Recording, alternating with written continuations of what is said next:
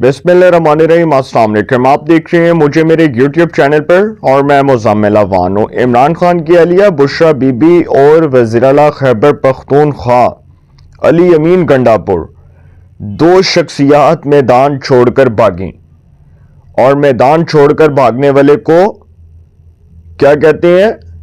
उसको बुज़दिल कहते हैं। मैदान छोड़कर भागने वाले को क्या कहते हैं? बुज़दिल कहते हैं।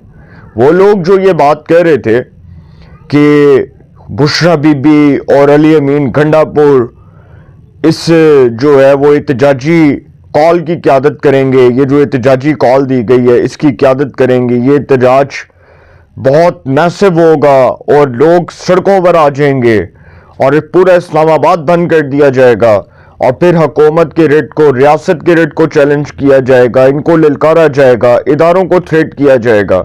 ये जो कहानियां बनाई जा रही थी ये तो मुझे पहले दिन पता था कि 2 से 3 दिन तक इनका जो है ये तिया पांचा कर देना, उन्होंने ये कटी कटा निकाल देना है। तो सर उन्होंने 2 से 3 दिन के अंदर अंदर इनको फारिग कर दिया।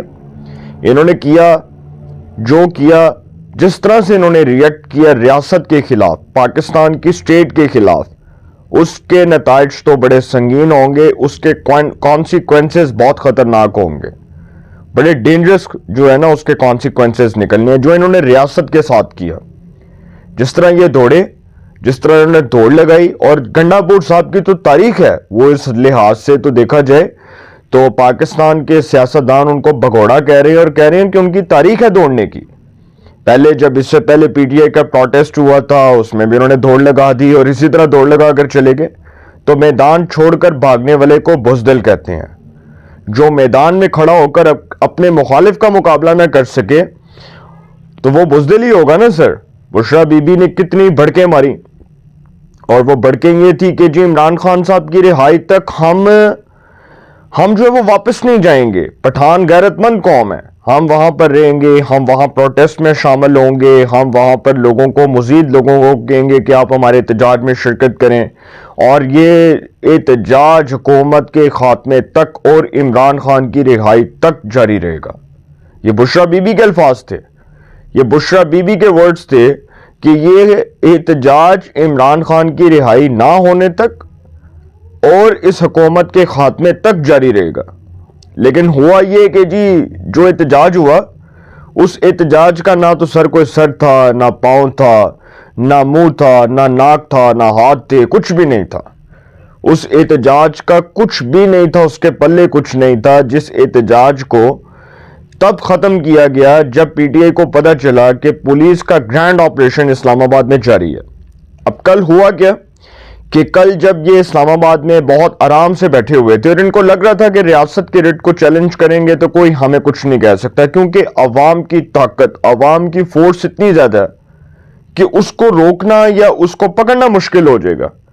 इन्होंने ये समझा कि शायद पाकिस्तान में बांग्लादेश की तर्ज के हालात पैदा हो जाएंगे और लोग कहेंगे कि जी देखो जिस तरह हसीना वाजद के खिलाफ बांग्लादेश के लोगों ने एक इनकलाब बर्पा किया, उसके खिलाफ लोगों ने जहाद का ऐलान किया, इसको वो जहाद ही कहते हैं ना, तहरीक इंसाफ वाले।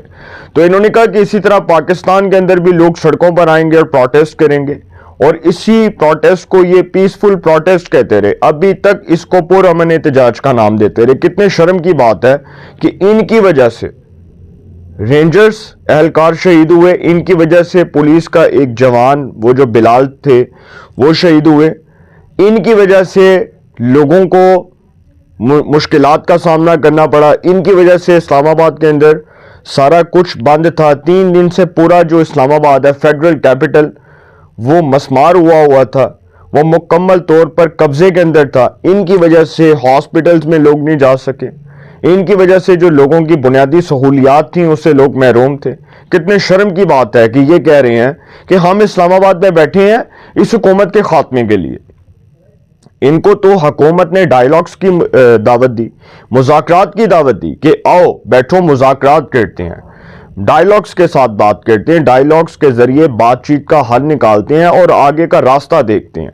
जब हुकूमत ने इनको इतनी बड़ी ऑफर कर दी तो इन्होंने हुकूमत की उस ऑफर को भी ठुकरा दिया। इन्होंने कहा कि जी नहीं, हम मुज़ाकरात नहीं कर सकते, हम इसलिए मुज़ाकरात नहीं कर सकते क्योंकि हम इमरान खान की रिहाई तक तो رہائی نہ ہونے تک تو مذاکرات نہیں ہوں گے. سب سے پہلی ڈیمانڈ ہے عمران خان کو رہا کرو. دوسری ڈیمانڈ یہ ہے فارم 47 کے تحت یہ جو حکومت آئی ہے یہ سارے حلقے کھول دے اور الیکشنز کا آڈٹ ہو جائے.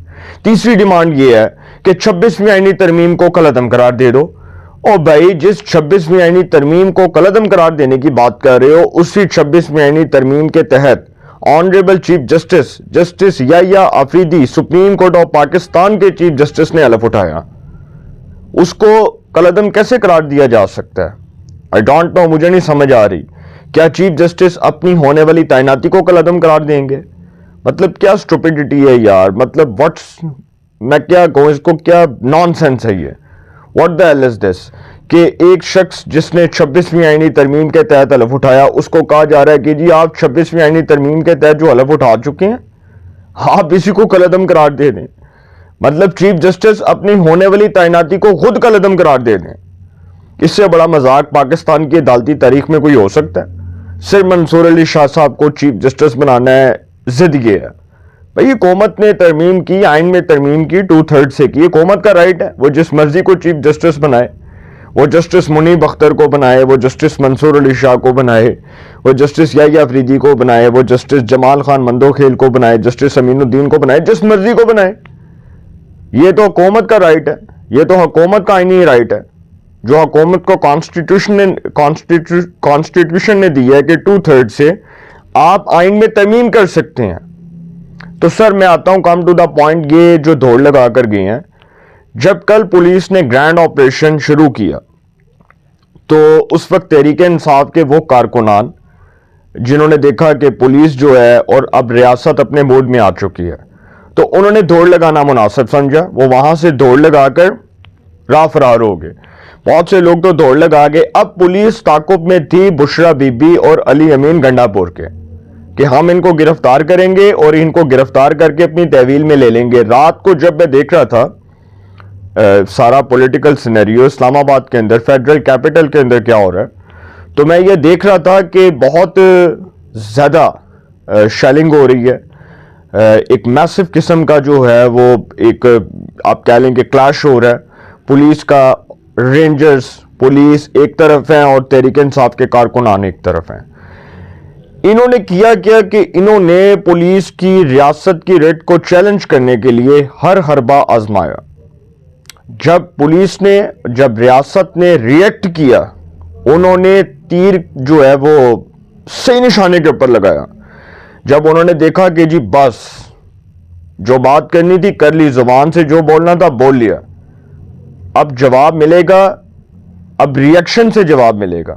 تو جیسے وہ ریئیکشن سامنے آیا تو ان کے کارکنان نے دوڑ لگانی شروع کر دی. بہت سے لوگ جو ہیں وہ دوڑے بگوڑے بن کے دوڑے اور وہ جو سٹیجز پہ کھڑے ہو کر تقاریر کیا کرتے تھے وہ ان کے وکلاء جو اس وقت اسٹیبلشمنٹ کو للکار رہے تھے، جو ریاست کو للکار رہے تھے، سر وہ کل کہیں نظر ہی نہیں آ رہے تھے. وہ لطیف کھوسا صاحب، وہ کیا نام ہے صدیق اظہر صاحب، وہ علی ظفر صاحب، وہ کوئی سلمان اکرم راجہ، اتنے پرومیننٹ قسم کے لائرز ان کی پارٹی میں موجود ہیں. لیکن کسی ایک وکیل نے یہ نہیں کہا کہ جی احتجاج جو ہے نا وہ آگے جائے گا، وہ اس کو جی ہم آگے لیڈ کریں گے. یہ تو 300 وکلاء اکٹھے نہیں کر سکے. یہ جن 4 وکلاء کا میں نے نام لیا آپ سے، سلمان اکرم راجہ، صدیق اظہر، کیا نام ہے اس کا، لطیف کھوسا اور ایک اور بیرسٹر علی ظفر، یہ 4 تحریک انصاف کے وہ پرومیننٹ لائرز جو اس پورے احتجاج کے اندر 300 وکلاء نہیں لا سکے تو وہ اس احتجاج کو کیسے کامیاب بنائیں گے؟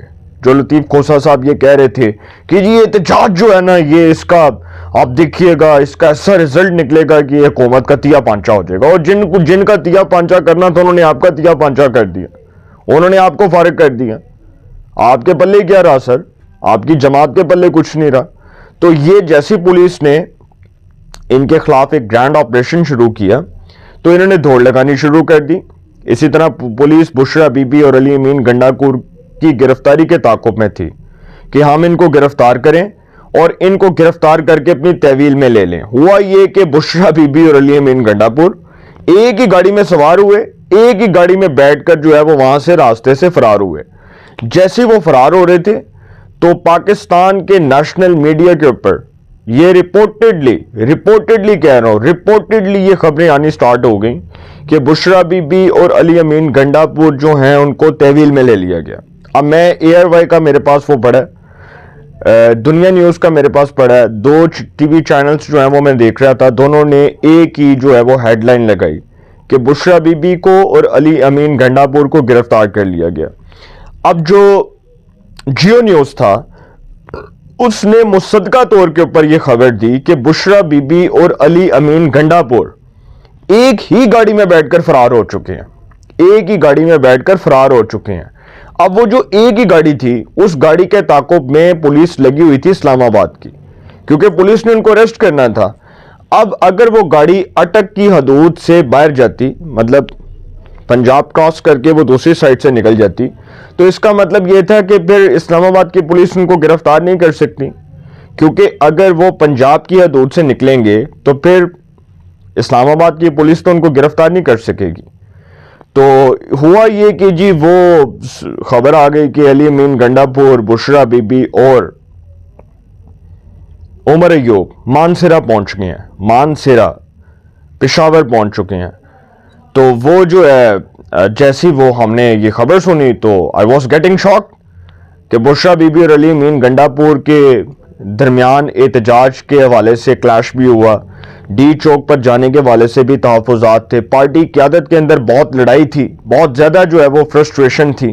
پھر ایک لحاظ سے تحریک انصاف کی موجودہ قیادت نے علی امین گنڈا پور اور بشرا بی بی کے اوپر عدم اعتماد کیا، اور انہوں نے کہا کہ یہ دونوں احتجاج کو کامیاب بنانے کے حوالے سے مکمل طور پر ناکام ہوئے، فلاپ ہوئے، اور ان کے پاس کوئی جو ہے وہ کوئی ان کے پاس نیریٹو نہیں تھا، کوئی ان کی تیاری نہیں تھی، کوئی ان کی پریپریشن نہیں تھی، کچھ بھی نہیں تھا۔ انہوں نے بس منہ اٹھایا اور منہ اٹھا کر انہوں نے احتجاج کی کال دے دی کہ جی 24 کو ہم احتجاج کی کال دے رہے ہیں۔ اور پھر جو ان کے کارکنان جس طرح سے مایوس ہو کر گئے وہاں سے، جس فرسٹریشن کے ساتھ نکلے، جس ڈپریشن کے ساتھ نکلے، سر اس کی تو کوئی انتہا ہی نہیں ہے۔ ان کا تو سارا کچھ فلاپ ہو گیا، سارا پروگرام ان کا ٹھپ ہو گیا۔ تو سر اب ریاست کیسے ریئیکٹ کرتی ہے یہ تو اب ریاست کے اوپر ڈیپینڈ کرتا ہے، یہ ریاست کا موڈ بتائے گا، کیونکہ جو ہمارے شہداء کی قربانیاں وہ رائگاں نہیں جائیں گی۔ اس احتجاج کے اندر جو شہداء ہیں ان کی شہداء کی جو جس طرح سے بے حرمتی کی گئی، جس طرح ان شہداء کو اٹیک کیا گیا، سر اس کا پرچہ بھی عمران خان کے خلاف کٹنا ہے۔ یہ یاد رکھیے گا میری بات کہ اس ریاست نے اب عمران خان کو معاف نہیں کرنا۔ عمران خان صاحب کی معافی اس سسٹم کے اندر اب اس کی گنجائش موجود نہیں ہے۔ اگر کوئی سمجھتا ہے کہ عمران خان کو معافی ملنی ہے تو ناٹ ایٹ آل۔